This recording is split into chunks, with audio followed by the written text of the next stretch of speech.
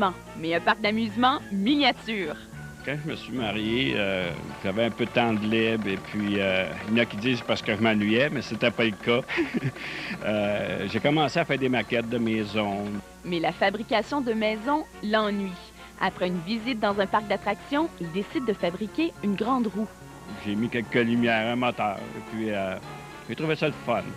Ça fait que j'en ai fait un deuxième, et puis un peu plus tard, j'ai dit, tiens, on va me faire un set complet.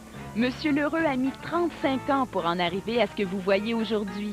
C'est ma troisième génération. Puis, à chaque génération, mais la qualité, puis s'améliore, il y a plus d'éclairage, sont plus complexes, sont plus beaux.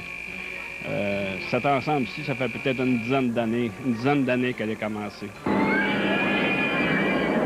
Ce que j'aime, c'est parce qu'il y a de la mécanique, il y a de l'électricité, il y a du mouvement. C'est compliqué. C'est ça que j'aime.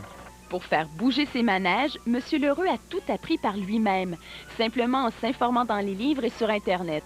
Et pour construire les manèges, ça ne prend pas un équipement très sophistiqué. Il y a des équipements de base, une scie à découper, une petite sableuse, un fer à souder, papier sablé, de la peinture, c'est tout ce que ça prend, c'est fabriqué en bois. Chose certaine, ça prend beaucoup de patience et de persévérance. Il faut aimer ça, il faut avoir le goût de le faire. Et puis, il y a aussi que quand ma patience cette année, je le mets de côté, puis je fais d'autres choses, puis je reviens un peu plus tard. Des fois, ça ne marche pas tout le temps du premier coup. Mais quand on a fini et puis que ça fonctionne, on est très satisfait. Il y a des manèges plus difficiles que d'autres à réaliser à cause des mouvements qu'ils doivent exécuter, comme les montagnes russes, par exemple, sur lesquelles M. L'Heureux travaille depuis 3 ans. Le plus difficile, je crois, c'est le pirate, à cause de son mouvement de va-et-vient. Puis votre entourage, votre femme, vos enfants, est-ce qu'ils trouvent que vous passez trop de temps là-dessus? Non. J'aimerais peut-être plus que j'en passe sur le ménage. Non, je passe quand même pas énormément de temps là-dessus. C'est tout simplement un hobby, c'est un passe-temps. Monsieur L'Heureux ne calcule pas ses heures. Pour lui, c'est une activité qui lui permet d'évacuer tous ses problèmes et de relaxer.